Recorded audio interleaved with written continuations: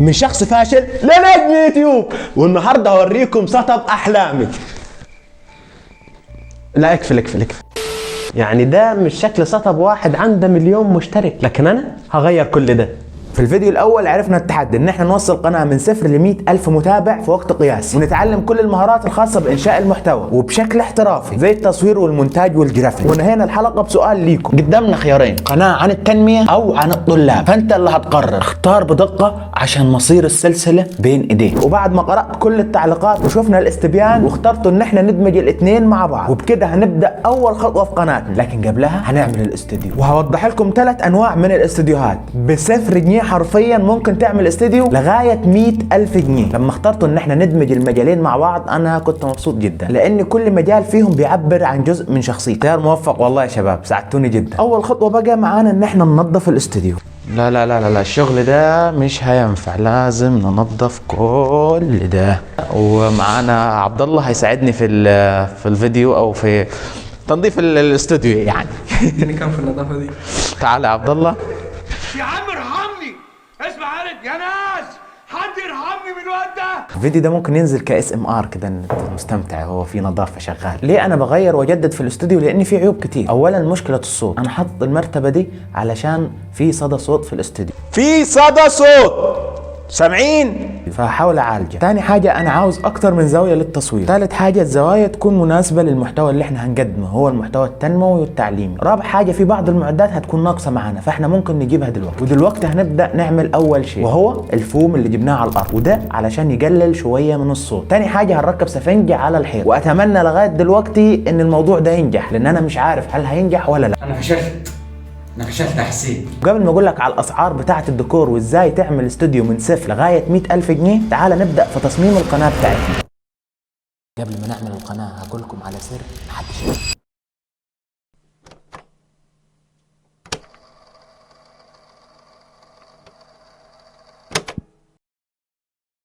في 2018 انا بدأت قناة جديدة على اليوتيوب، وبعد سنتين من تنزيل الفيديوهات وصلت ل 700 مشترك. فانا عرفت ان انا كنت بدير القناة بأسوأ طريقة ممكنة، وممكن لو وظفت المجهود ده بشكل مختلف كان الموضوع هيتغير تماما. خلينا اشرح لك. القناة اللي انا بتكلم عنها هي السهراي، ودي بدأت اعمل عليها فيديوهات من 2018 ل 2020. محتوى طويل لكن كان صعب جدا تجيب مشاهدات، لان انت بتدخل مع منافسة مع غيران في نفس المجال بتاعك، ناس اقدم منك، معاهم فلوس، معاهم امكانيات، معاهم خبرة. ايه اللي هيخلي شخص زيك يسيبهم ويسمعني انا بدون خبره، بدون امكانيات، بدون جوده؟ فطبيعي وحتما ولا بد كنت هفشل. وعشان كده تخطيت الموضوع وبدات قناه يوتيوب جديده اسمها القريفاني شورتس، ودلوقتي تخطت 1.5 مليون متابع بعد سنتين تقريبا. وعشان كده هقول لك الكوارث اللي وقعت فيها في الاول واللي مش هنعملها في القناه بتاعتنا الجديده، وكل ده في 5 خطوات بس. رقم 1، خليك براند. اتعامل مع قناتك على اساس ان هي شركه، لازم يكون لها اسم مميز مختلف عن كل الناس، وده اللي هيساعد الناس تفتكرها ولما تبحث عنها تلقاها بسهوله. يعني مش انت اسمك محمد احمد فتسميه للقناه بتاعتك محمد احمد، في 60,000 واحد اسمهم محمد احمد. وعشان كده قناتنا هسميها عمو القريفاني، لان انا هدي نصايح للطلبه والشباب وانا داخل على الثلاثينات، فانا خلاص بقيت عمو. لازم يكون في الوان معينه ولبس معين وستايل مونتاج معين، كل ده بيربط هويه وشكل عند المتابعين وبيفتكروك بيه. يعني مثلا لو شفت الغرفه دي هتقول ايه؟ ايوه دحيح. لو شفت الغرفه دي هتقول ايه؟ ناصر العقيد. الناس دي بقت مميزه بشكل السيت اب والالوان والموسيقى والمونتاج وكل الحاجات اللي بيحطوها في الفيديو بقيت هويه ليهم. اول ما تشوف الحاجات دي تعرف مين ده. تاني شيء، اختار تخصص. اغلب المبتدئين بيخبطوا في كذا مجال، شويه يعمل افلام رعب، شويه يتكلم على الكوره، شويه يبتدي في الجيمنج، او حتى يدخل في مجال بشكل واسع زي ما انا عملت مجال ثقافي بتكلم عن التاريخ والسياسه والجغرافيا. وده غلط. ممكن لو عملته بشكل صحيح يجيب لك جمهور كبير، لكن الجمهور ده مش بيبقى مهتم معاك جامد، لان انت بتاع كله وبتاع كله بيتنسي. فدي تاني غلطه انا عملتها، وعشان كده هنصلحها في القناه اللي جايه. لو عاوز تعرف ايه المجالات المنتشره في صناعه المحتوى، ممكن تروح للعبد بتاعك شات جي بي تي وتقول له قول لي ايه هي المجالات المشهوره في صناعه المحتوى واللي عليها مشاهدات عاليه، او تشوف انت بتسمع ايه واعمله، علشان تعرف الترندات اللي بتظهر، وعلشان يبقى عندك شغف ان انت تستمر سنه واثنين وثلاثه ومن غير ما يكون في عندك ضغط. انت بتحب الموضوع ده فتعمله بكل اريحيه وحب. 3، الميزه التنافسيه. ادخل على كل الناس في المجال بتاعك، اعمل لهم متابعه، اسمع فيديوهاتهم، حللها وشوف ايه المميزات اللي عندهم وايه العيوب اللي معاهم.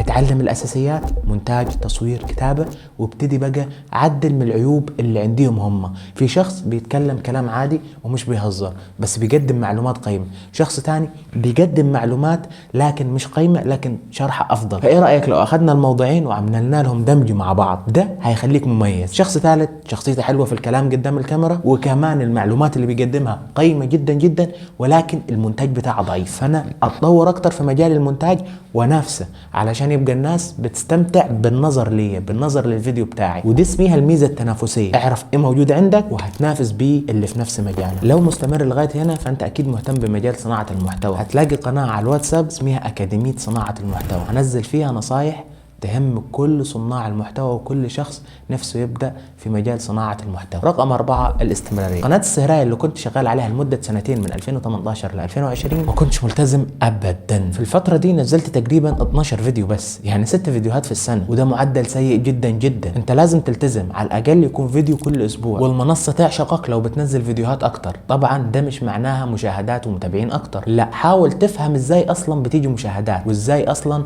الناس بتعمل لك اشتراك. لو فهمت اللعبة دي وعملت محتوى كتير منها هتوصل بسرعة جدا لأول 100,000 متابع. ده كنت شرحتها في الكورس بتاعي، ولو حابب تنضم ليه هتلاقي الرابط برضو بتاعه تحت. خامس وآخر حاجة، اهدى واصبر. الشهرة مش مجرد فيديو. لو هدفك تكون مشهور فقط يبقى مش هتتشهر. لازم يكون هدفك ان انت تكون مشهور بشيء نافع ومفيد علشان تبقى فخور بنفسك. فالشهرة كهدف ملهاش اي لازمة غير لو انت مشهور في شيء كويس. واخيرا اللحظه المنتظره، اوريكم السيت اب الجديد والاستوديو عملنا ايه فيه، بقى كان ايه وبقى ايه. قبلها هقول لكم على اول استوديو عملته، وده كان تقريبا ب0 جنيه. انا جبت شويه جرايد لزقتهم على الحيطه، خريطه مصر لقيتها مرميه في البيت جبتها، وكمان لقيت راديو قديم وحطيته، وهوب ده بقى الاستوديو الاولاني. يلا يا ابني شغل الموبايل واتكلم. كان استوديو بقى كان الموضوع مختلف شويه، جبت ستاند وجبت اضاءات، والموضوع كان مكلفني 10,000 جنيه بالموبايل والمايك والاستندات. وطبعا ممكن تعمل ستاند واضاءه بشكل بسيط جدا وببلاش تقريبا من الفيديو اللي فات، اسمع لو ما شفتهاش. واخيرا اللي احنا فيه ده تقريبا ب100,000 جنيه. تعال اعرف. اول حاجه عندنا الاوكتا وعليها هيد، ده تقريبا ب10,000 جنيه. معانا 2 سوفت بوكس، سوفت بوكس الواحد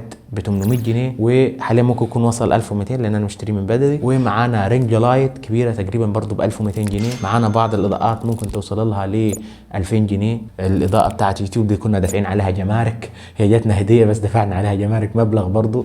الكمبيوتر يعتبر من اغلى الحاجات، لو حاليا ممكن يجي له ب10,000 جنيه بالسماعات بالحاجات بتاعته. المكتب، الكتب، وكمان الزرعه بسعر غالي برضو خالص. وطبعا كرسي الجيمنج اللي ما انصحش اي حد يشتريه، اشتري كرسي مكتب. الجيمنج ده المنظر للتصوير، لكن للاسف علشان جلد في الصيف بيبقى صعب خالص ان انت تقعد عليه وسخن جدا، فانصحك تجيب كرسي مكتب هيكون افضل. اما بقى المشاكل اللي كانت موجوده اتحلت.